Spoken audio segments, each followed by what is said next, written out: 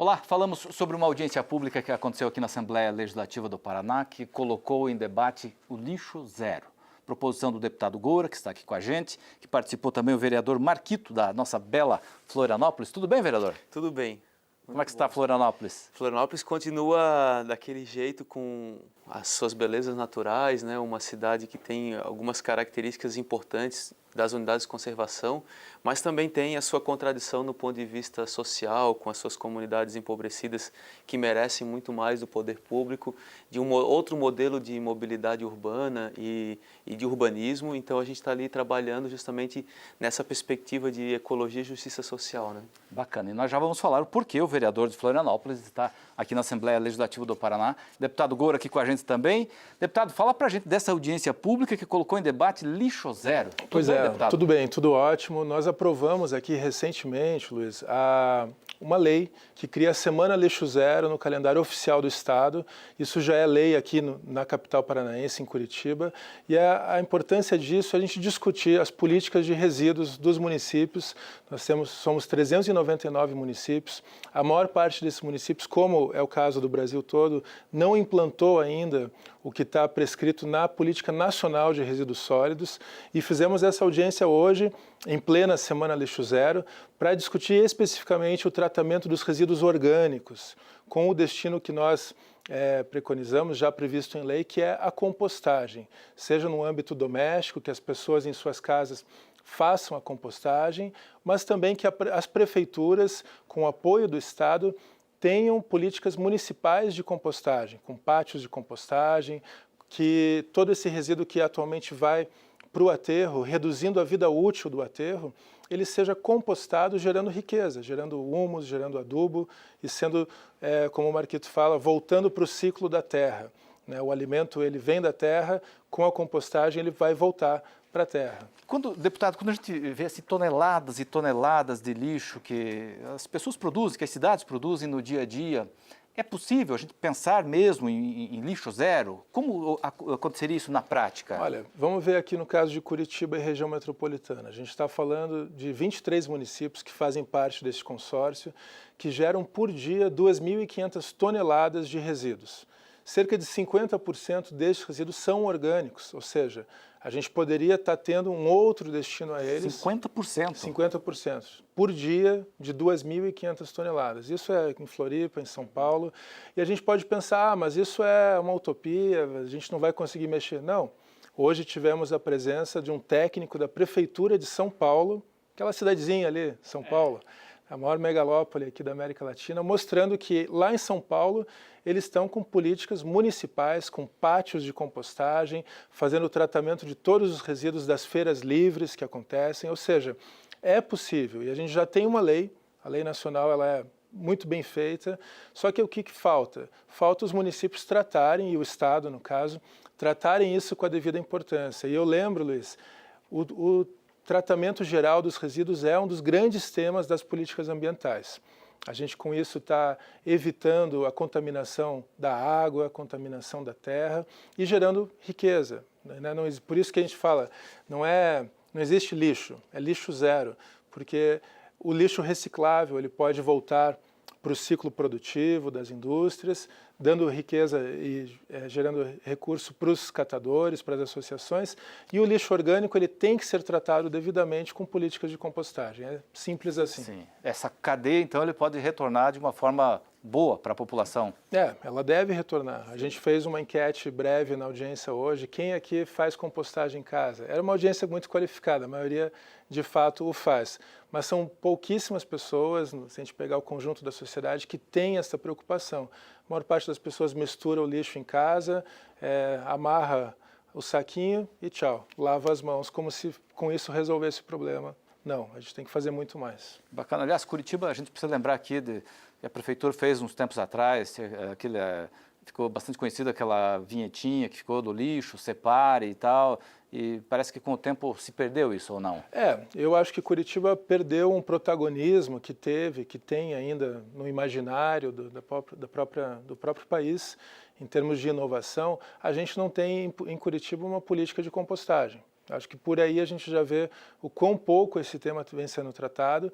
A gente fala de licitações milionárias, são cerca de 200 milhões de reais por ano, para a gente enterrar resíduos que poderiam, como eu disse, estar sendo destinados de outra forma, gerando riqueza para as pessoas. Enfim, é um problema muito sério, mas a audiência hoje serviu para mostrar, a gente juntou representantes do Estado, de Bituruna, município paranaense, de São Paulo, o Marquito veio aqui, para mostrar que é possível, só que esse tema tem que ser tratado, a gente tem que dar visibilidade a ele.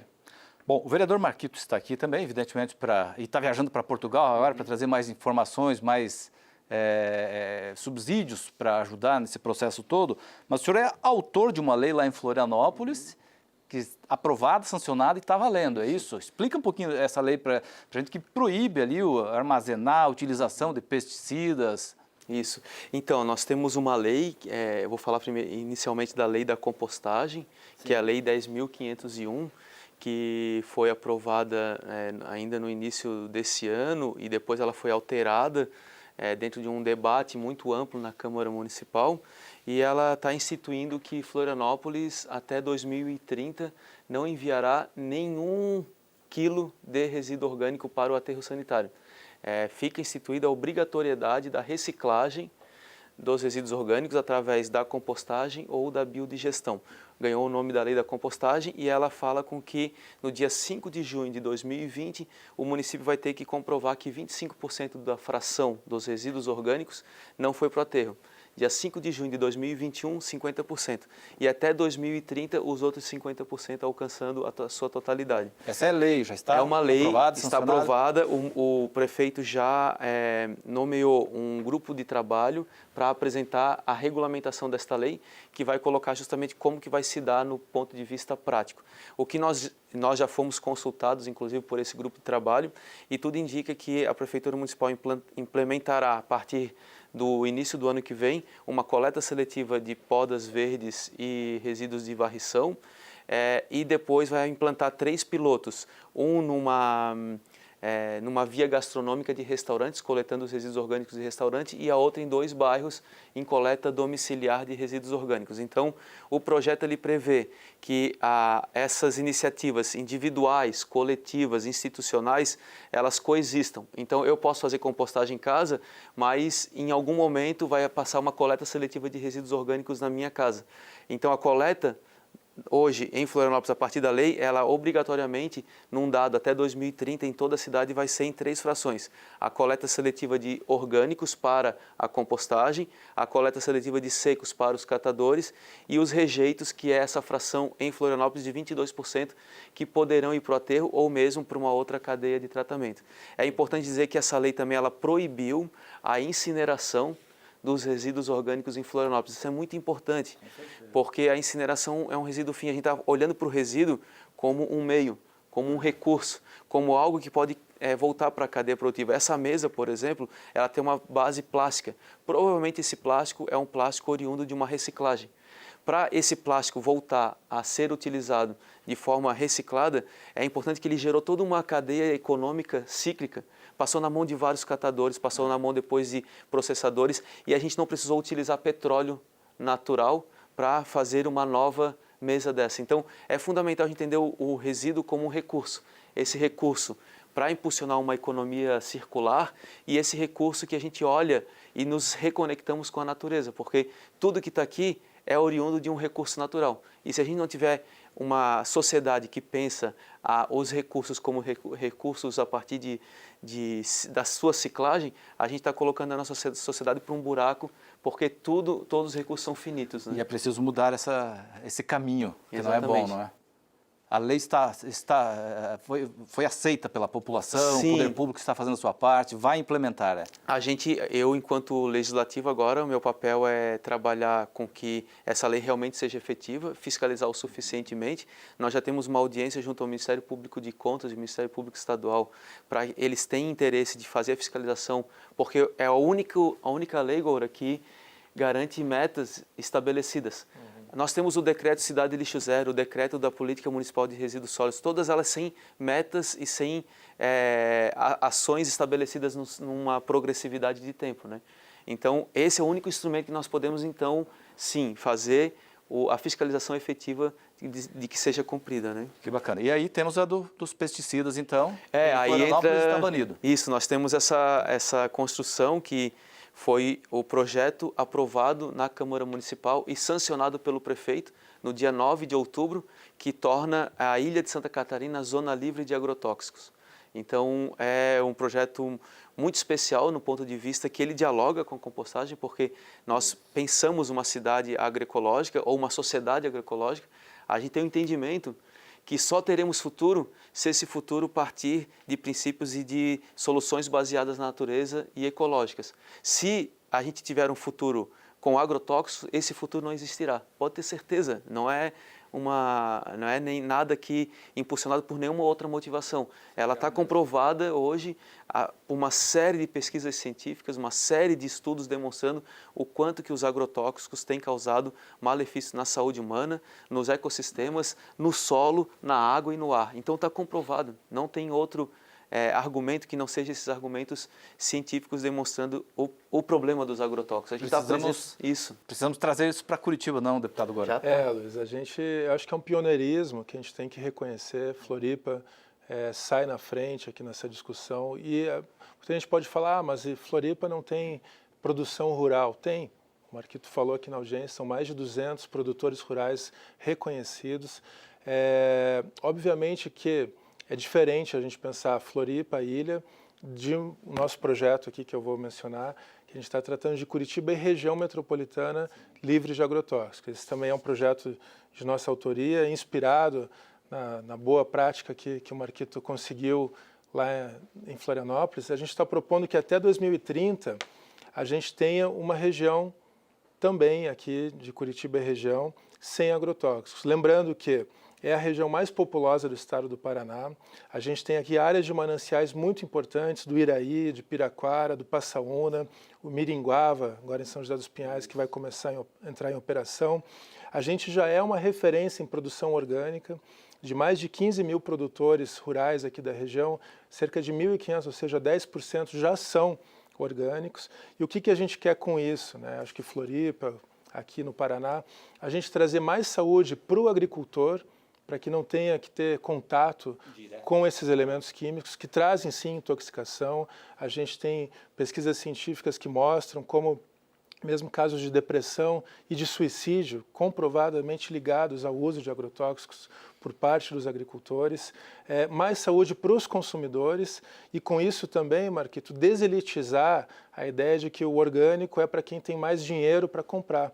Se a gente cria uma cadeia produtiva de apoio ao agricultor que faça a transição, porque até então este agricultor tem recebido apoio para usar o agrotóxico.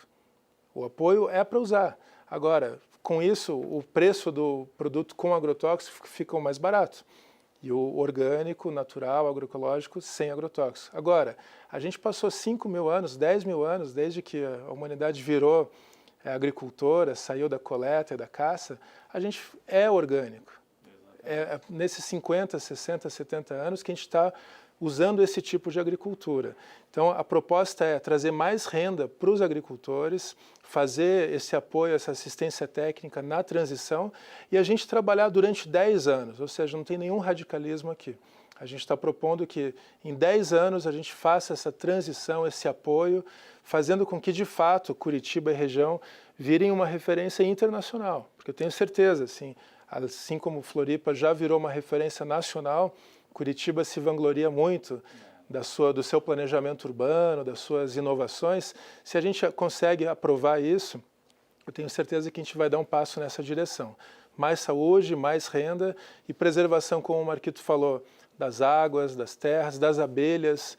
Ponto muito importante, os agrotóxicos estão matando os agentes polinizadores, então não vai ter comida nem para quem não é adepto disso. Não vai terrível pensar isso, né? Que é possível mexer numa realidade que é ruim para o futuro, não é? E é possível, o poder público pode fazer isso, A gente tem que ter políticas públicas, né? Eu lembrei aqui na audiência, somente neste ano foram dezenas, centenas de novos pesticidas, novos agrotóxicos que o governo federal liberou, e isso tem consequências para o mercado brasileiro. A maior cadeia de supermercados da Suécia está boicotando os produtos do Brasil por causa desse uso irrestrito de agrotóxicos. O acordo do Brasil, da União Europeia com o Mercosul está ameaçado por causa dos desastres nas políticas ambientais que o governo brasileiro tem adotado. Então a gente tem que ponderar muito bem as coisas. E só, Luiz, completando, o Paraná tem uma matriz agricultura muito forte, a gente tem grandes porções do estado que são utilizadas para o plantio de soja, de grãos para exportação, no modelo da monocultura, do uso de agrotóxicos. O que a gente quer é pensar, primeiro, uma fiscalização, um uso mais racional desses produtos e criar zonas livres. O vereador Paulo Porto aprovou uma lei em Cascavel que proíbe, incrível a gente pensar que até precisa de lei para isso, a aplicação de agrotóxicos na proximidade de escolas e de áreas urbanas. Tá? Precisou de uma lei para isso, ou seja, a gente ter a área em que ainda vai continuar um tipo de agricultura, mas a gente cada vez mais fomentar a agroecologia, a produção de orgânicos, a agrofloresta e as boas práticas ambientais. Essa lei é uma prova de que o poder público, o legislador, o político pode agir, não é? Pode. Fazer valer, mesmo que pareça absurdo ter que ter uma lei, mas às vezes é necessário. Às vezes é necessário para o bem coletivo, o bem viver de todos. Né? Muito bacana. O folder aqui distribuído na audiência pública. Paraná Lixo Zero, repense, recuse, reduza, reutilize, recicle. É preciso mudar a mentalidade, não é? A gente está falando de estilos de vida, de cadeias produtivas, o uso do plástico, né? Que a gente fala assim, você usa um plástico por 4 minutos, 2 minutos, e já joga fora aquilo ali. Então desde pensar o copinho, o canudo. Exatamente. Deputado, muito obrigado por sua entrevista, pelo seu bate-papo aqui. Eu quero deixar dito aqui para você que a audiência pública foi transmitida ao vivo e gravada na íntegra. Você pode encontrar na página da Assembleia Legislativa, também na TV Assembleia, que o vereador Marquito participou ali. Obrigado, deputado, pela sua entrevista, pelo bate-papo. Vereador Marquito, sucesso na sua caminhada aí. Obrigado. Que a caminhada de vocês aí faz bem para todos nós, não é? Para toda a população. Nosso mandato com o Dugora, desde o período enquanto vereador, agora como deputado, tem dialogado muito. A gente tem um alinhamento do ponto de vista da construção da sociedade do bem viver, que com certeza é necessário que a gente tome coragem e faça essas proposições do ponto de vista de políticas públicas que estejam um pouco além daquilo que aparece muito óbvio para que os políticos resolvam. Né? A gente está pensando justamente no ponto de vista de uma sociedade mais equilibrada, mais justa, mais ecológica. Né? Obrigado, deputado. Obrigado, vereador Marquito. Sucesso na sua caminhada. E obrigado a você que esteve com a gente e até uma próxima.